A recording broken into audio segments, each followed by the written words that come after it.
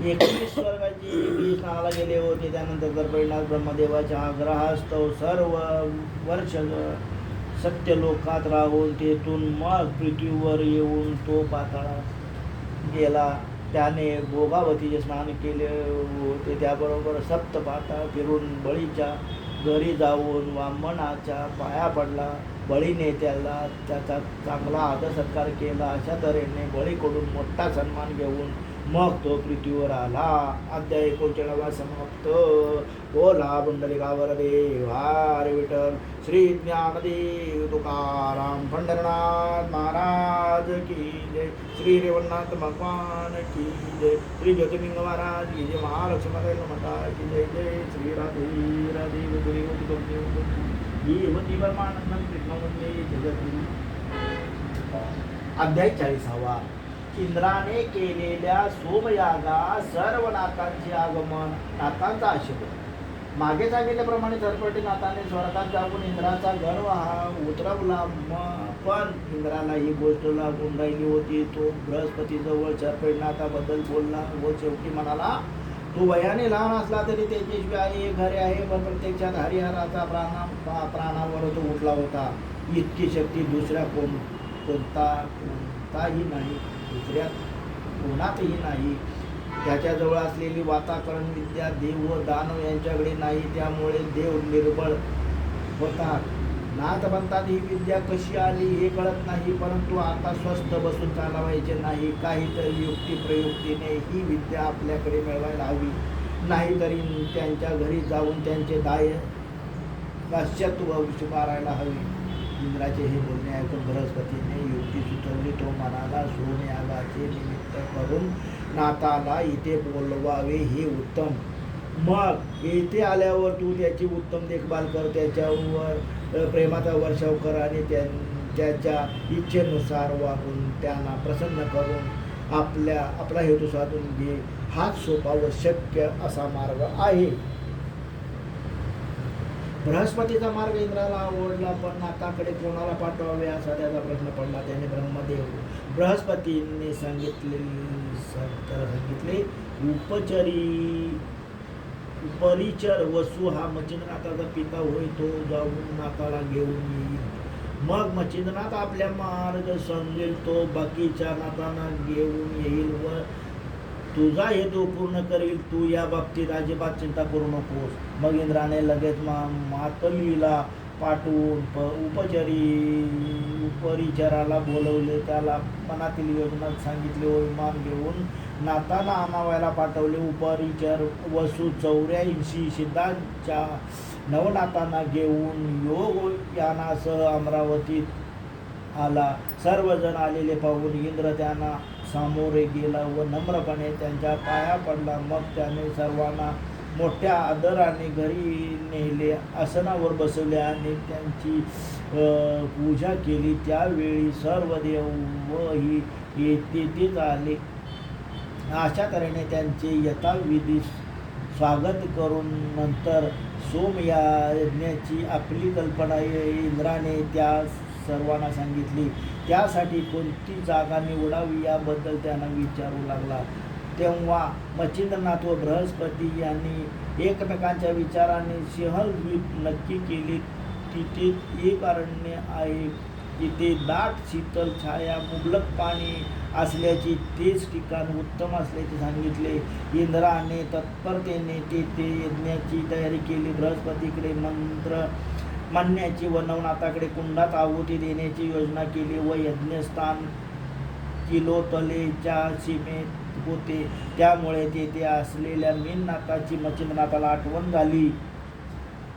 मग त्याने उपचरीचर वसूला पाठवून मीननाथाला सर्व विद्याभ्यासात प्रारंभ केले. यानंतर मच्छिंद्रनाथाच्या अध्यपत्याखाली ठरल्याप्रमाणे सोमयागास प्रारंभ झाला व बृहस्पतीने इंद्राला सांगितले, आता या वेळेस आपण स्वतः न बसता उपचरीचर वसूला बसवावे. मग इंद्राने उपचरी वसूच्या हातात यज्ञ कंगन बांधले व आपण स्वतः देखरेख करू लागला. ते लगेच ते स्वतः देत होता. त्याने सेवा करण्यात कोठेही उणीव भासू दिली नाही. ते जे थकत असं त्यांचेही पायही तो चेपत असे. इंद्राची ही सेवा पाहून सर्वनाथ समाधान पावले व प्रसन्न झाले. यावेळी मच्छिंद्रनाथ मेनाताला विद्या शिकवित होता. तो आता वाताकर्षण विद्या सांगत असताना इंद्राने मोराचे रूप घेऊन झाडावर बसून ती विद्या साध्य करून घेतली. ज्याच्यासाठी एवढी धडपड चालू होती ती विद्या प्राप्त होताच इंद्राला फार समाधान वाटले. हा यज्ञ 1 वर्षाकरिता चालू होता. मच्छिंद्रनाथ तोपर्यंत मीननाथाला विद्या शिकवत होता. यानंतर यज्ञाची सांगता होतात. प्रज्ञावंत मच्छिंद्रनाथ अग्रपूजेच्या पूजेला बसला. त्याची यथासांग पूजा झाल्यावर इंद्राने दुसऱ्या नाथांचीही पूजा केली व त्यांना वस्त्रभूषणे देऊन त्यांना गौरविले. सर्व नाथ सणावर बसल्यावर इंद्र हात जोडून म्हणाला, माझ्याकडून एक अन्याय झाला आहे, त्याची आपण मला सर्वांनी क्षमा करावी. तो अन्याय म्हणजे मीननाथाला विद्या शिकवत असताना ती मी सर्व चोरून शिकलो आहे. तेव्हा आता आपण सर्वांनी वर देऊन ती फलद्रूप करावी. इंद्राचे हे बोलणे ऐकून सर्व नाथ एकदम रागवले आणि रागाच्या भरात त्यांनी शाप दिला की तू अशा तऱ्हेने आम्हाला फसवून येथे आणलेस.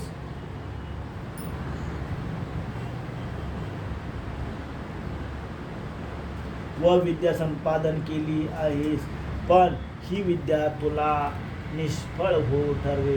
हा भयंकर शाप ऐकून उपचरित्र वसू बृहस्पती यांनी खूप विनंती केली. इंद्राने एवढ्या दीर्घ प्रयत्नाने व अत्यंत श्रमाने मिळवलेली विद्या फलरूप व्हावी यासाठी उशाप द्यावा म्हणून पुन्हा विनवू लागले. तेव्हा नाथाने त्याला उशाप दिला. तो म्हणाले, इंद्राने 12 वर्ष तपश्चर्या करावी व नाथपंथी यांचा अजिबात छळ करू नये, म्हणजे ती विद्या फलरूप होईल. मग सर्व नाथ आपापल्या स्थानी परत गेले. इंद्राने सह्याद्री पर्वतावर 12 वर्षे तपश्चर्या केली. मंत्राच्या वेळी तो जे पाणी सोडी त्याचा तयार झाला व तो भीमरतीच्या जाऊन मिळाला, त्याला इंद्रायणी असे नाव पडले.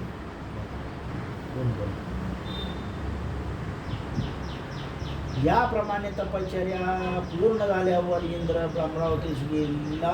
नवनाथ बरेच दिवस तीर्थयात्रा करीत होते. शक्य 1710 पर्यंत हे प्रकट रूपाने फिरत होते. नंतर मात्र ते गुप्त झाले व एका मठीत कानिपा राहिला. त्यांच्याबरोबर आहे बाप म्हणून ओळखला जाणारा मच्छिंद्रनाथ राहिला. जालंधरनाथाला लोक जनपीर असे म्हणतात. ते गर्भगिरीवर राहिला व त्याच्या खालच्या बाजूला गहिरीनाथ म्हणजे गैबी पीर राहिला. तसेच वडवळ गावी नागनाथ आणि विट्याला रेवणनाथ राहिला. चरपरीनाथ, चौरंगीनाथ व अडबंगीनाथ आजही गुप्त रूपाने तीर्थयात्रा करीत आहेत. भरतरी पाताळात असतो तर मीननाथ स्वर्गात जाऊन राहिला. गिरनार पर्वतावर दत्तात्रयाच्या आश्रमात गोरक्षनाथाचा मुक्काम असतो.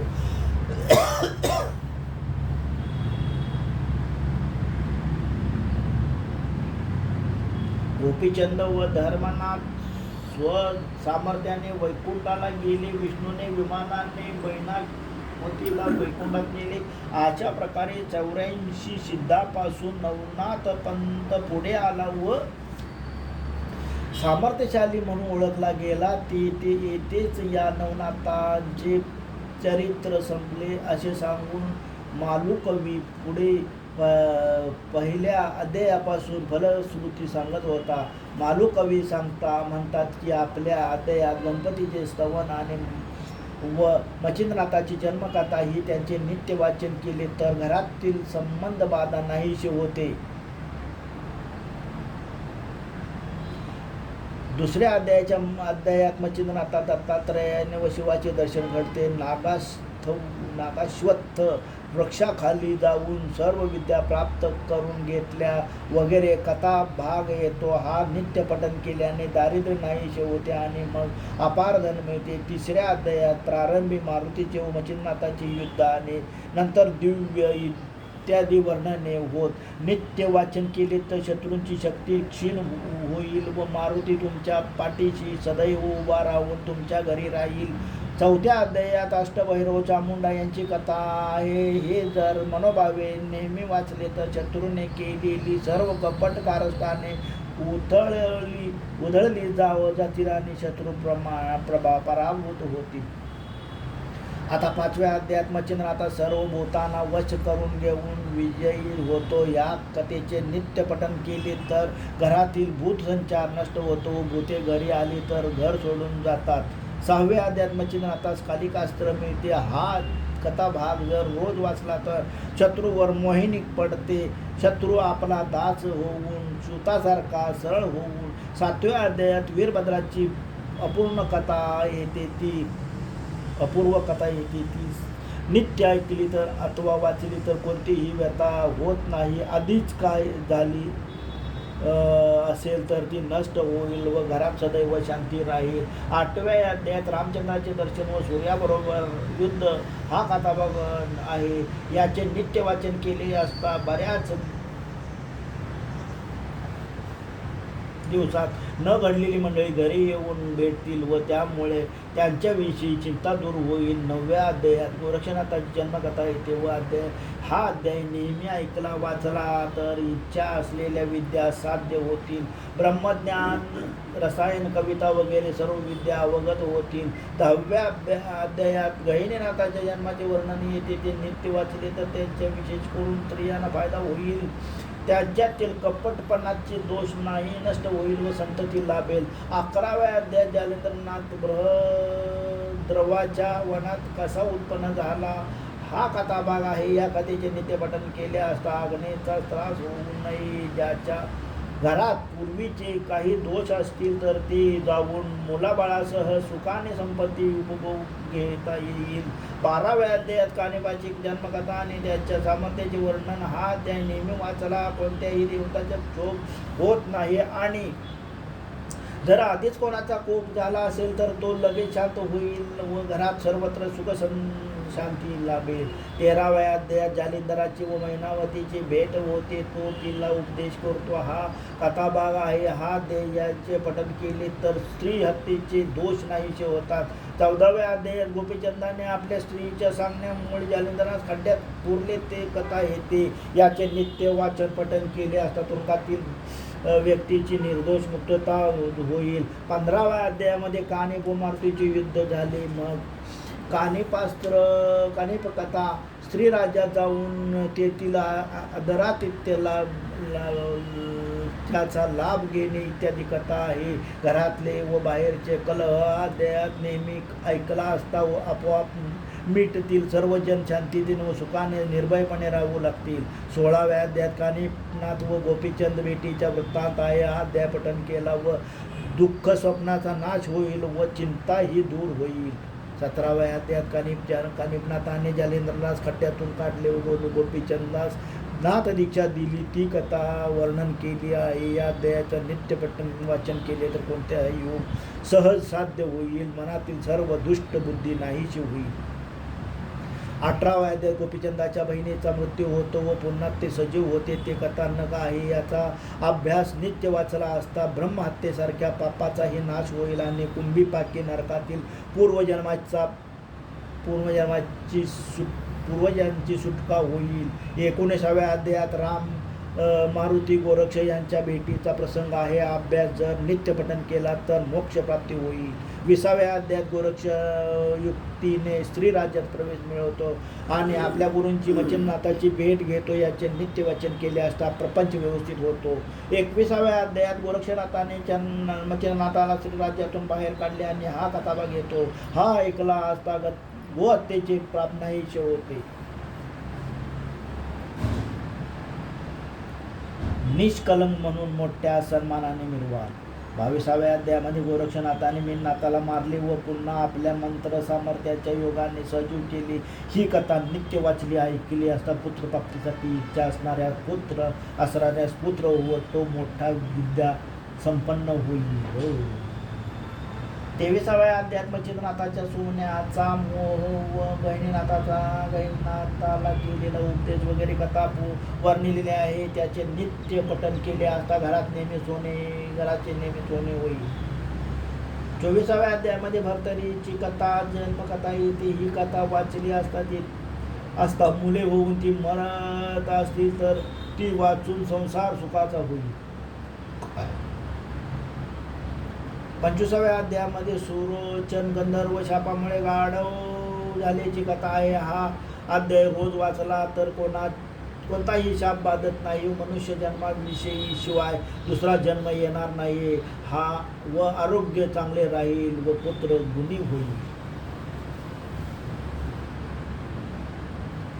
26व्या अध्यायामध्ये गंधर्व पुत्र विक्रमाची व भरतरीची भेट होते. तेव्हा त्यांनी ते ऐकला असता व त्याचे पाप नष्ट होईल. 27व्या अध्यायामध्ये विक्रम व सुमेधा यांचा विवाह आणि भरतरी पिंगला यांच्या विवाहाचे वर्णन येत आहे. हा अध्याय वाचला असता हरवलेली वस्तू पुन्हा भेटे. 28व्या अध्यायामध्ये पिंगलेसाठी भरतरी स्मशानात विरक्त होऊन तपाचरण करीत असल्याचे वर्णन आहे. हा अध्याय नित्य मनोभावी वाचला असता भाविकांचे लग्न होते, पत्नी चांगली सुशील व गुणवान मिळते. 19व्या अध्यायामध्ये भरतरीच्या विरक्तपणाचा कथाभाग येतो. याचे नित्य पठण केले तर क्षय यासारखा भयंकर रोगापासून सुटका होते. 30व्या अध्याय चौरंगीनाथाचा जन्म भरतरीला दत्तात्रेयाचे प्रत्यक्ष दर्शन इत्यादी वर्णन येते. या अध्यायाचे नित्य वाचन केले तर तुमच्या घरात येणाऱ्या चोरांचे डोळे जातील.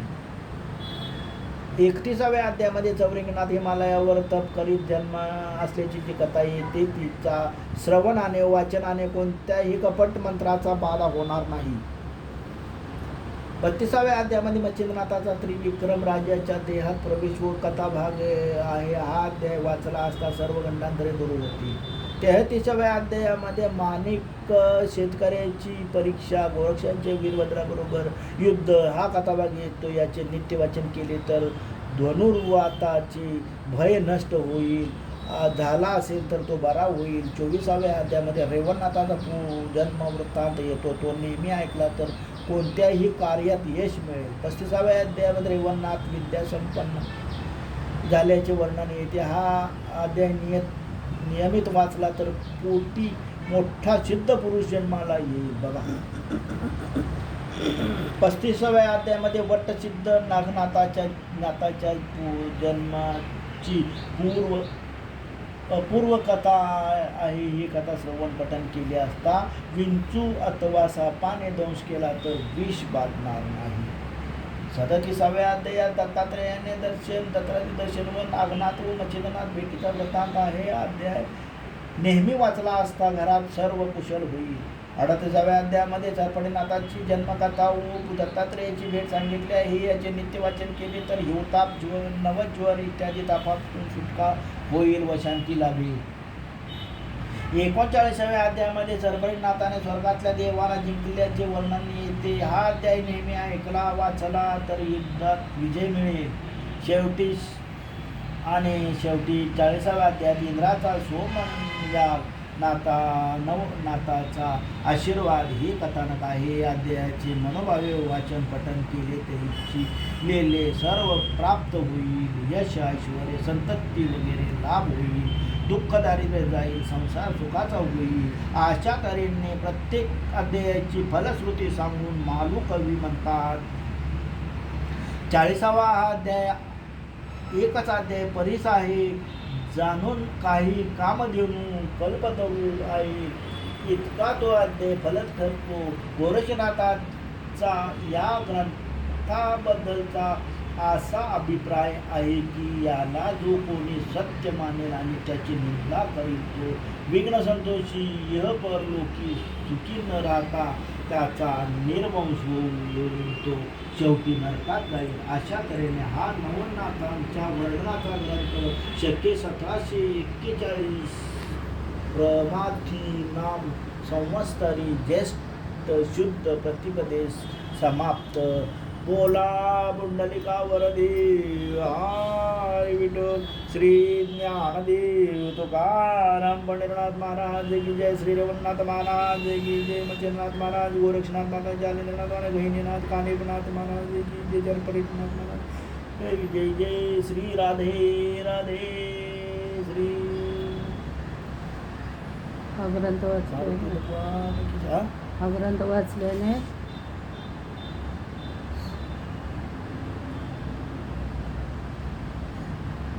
हा ग्रंथ वाचल्याने काय होतं बोला.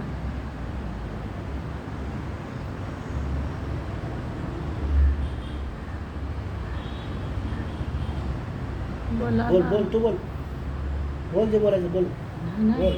हा ग्रंथ वाचणे बोल हा बोल ना. घरातले आडापिडा बोल बोल बोल मोठ्याने बोल. हे प्रसाद दाखवा, हा प्रसाद ग्रंथ ठेवा. वाचल्याने घरातील इडापिडा जाऊदे, घरातील दुःख झाली मुलांना चांगले हे नोकरी नाथानो, धंदा मिळू दे. हे नाथानो, आम्ही यथाशक्ती तुम्ही केलेलं आम्हाला थांबा आमच्याकडून काय चूक एक झाली एक असेल. ठेवून द्या. एक एक असं लाईनीत ठेवा आणि नैवेद्य दाखवा. जरा जवळ ठेवा ना. दाखवा प्रसाद. आरती करा. भगवान की जय. गोविंद हरे मुरारी. आरती ते हे लावा जरा कापूर. शास्त्र पूजन कापूर लावा ना. परत नंतर ते बघा तुम्ही शास्त्र त्या अगोदर वाचायचं असतं. शेवटचा कापूर घ्या ना. काही या पूजेसाठी 10 पूजकांची आवश्यकता असते, कारण ही सामुदायिक पूजा असते. कारण कारणाने 10 पूजक न जमल्यास जेवढे असतील तेवढ्यानं पूजकांना पूजा करावी. इतकेच नव्हे तर एकट्याने ही पूजा केली तरी चालेल. स्त्रियांनी या पूजेत जरूर भाग घ्यावा. पूजेच्या दिवशी पूजकांनी सकाळी काहीही खाऊ नये, मात्र दूध, चहा, कॉफी घेण्यास हरकत नाही. मांसाहार करणाऱ्यांनी त्या दिवशी व नंतर सर्व गुरुवारी पूर्ण शाकाहार करावा. नंतर पूजेसाठी नास्तिक व अश्रद्ध टिंगल करणाऱ्या व्यक्ती नसाव्यात. इतकेच नव्हे तर त्यांना पूजेच्या ठिकाणी बसूही देऊ नये. पूजा साहित्य पूजेसाठी खालील चौरंगी, औदुंबराची पाने, वडाची 10 पाने, वडाची 10 पाने, समयाने उदबत्त्या, धूप, अत्तर. हे ठेव का तिथे? आता ठेवतो एक पुरी ठेव. वडा ठेव छोटा.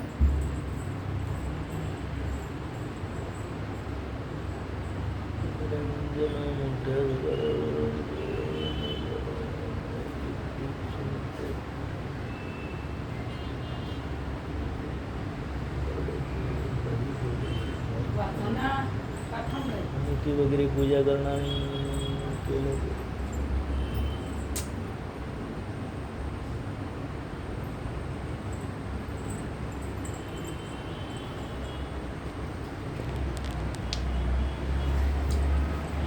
सकाळी उठून देव खोलीमध्ये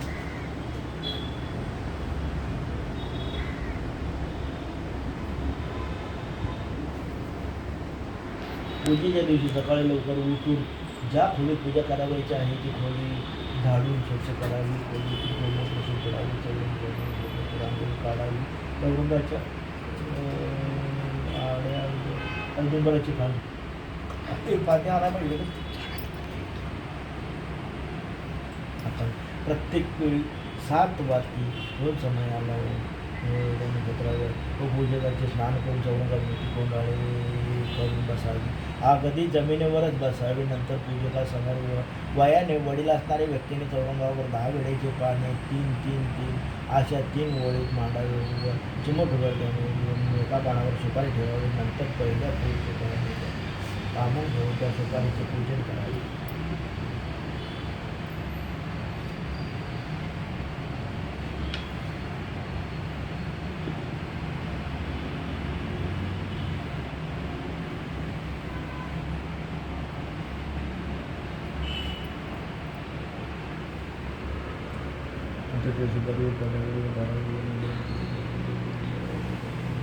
नंतर ती सुपारी सुरुवातीला ते सुपारी कानात ठेवून तिला वरील प्रमाणे सूक्त उच्चारून अभिषेक करावा. हे पाप विमोचन सूक्त असून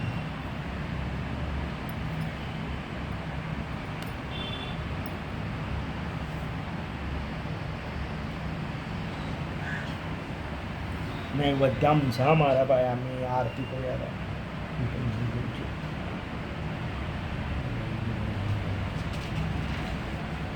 आमची सेवा मान्य करून घ्या. जोरात बोला. त्याकडून काय चूक झाली असेल तर मान्य करून ते पूर्ण करून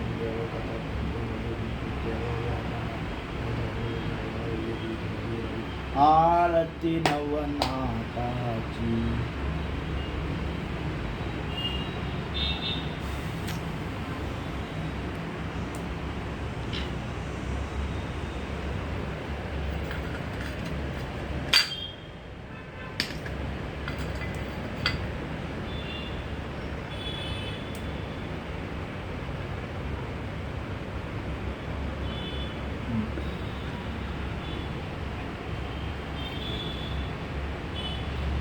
आरती नवनाथा.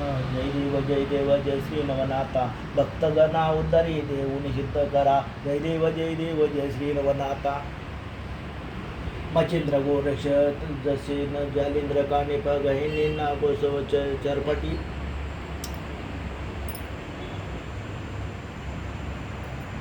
भारतरी रेवन मिळून ही नवनाथ. नवनाथ नारायण अवतार नवनाथा सहित. जय देव जय श्री नवनाथा. भक्त शक्ती बोध वैराग्य सहित. पत्र येते हरी की स्मराई चित्त. नमने चरित्र पठने दुरितांचा अंत. भक्तजनाशी तारे नवनाथ खचित. जय देव जय श्री नवनाथा. इह पर साधुनी देती न समजता.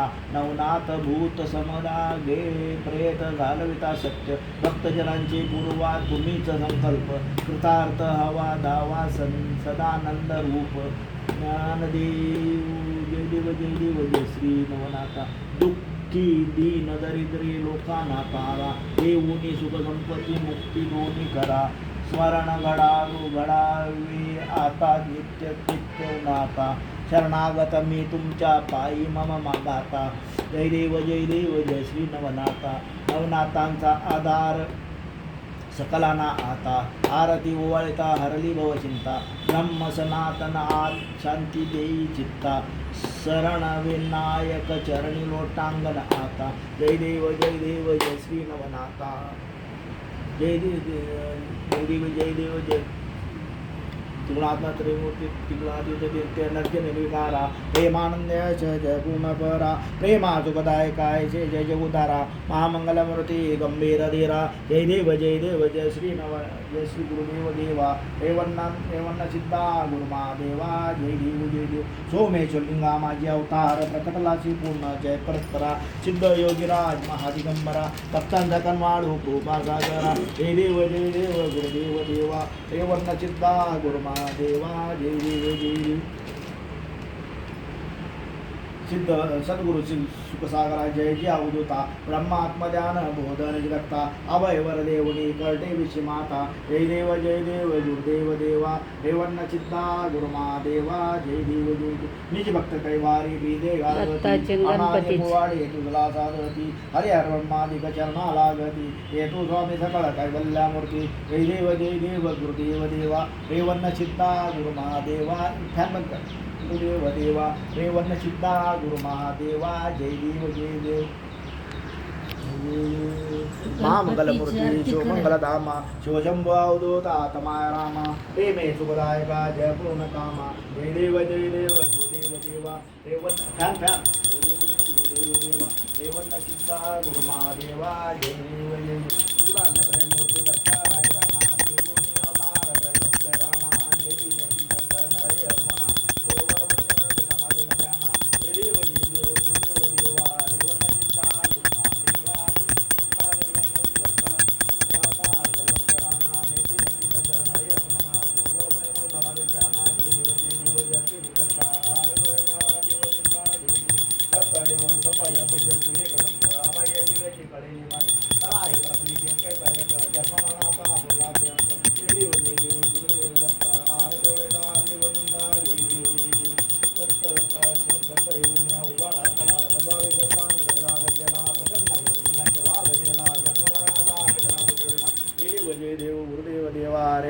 गोविंदा गुरुमादेवा दत्ताय लागले ज्ञान हार बरे मना जागे मना निरुवनाची देव वळवना राजा राय गुरुस्तया देव देव हरिवंदा निवंदा सुराला दुराला वार्ता विनाची गुरुवे गुरुवे प्रेमा कुंभारियाची सर्वांगे सुंदर विजय गुराची लकी जगे माळ भक्ता भावाची जय देव जय देव जय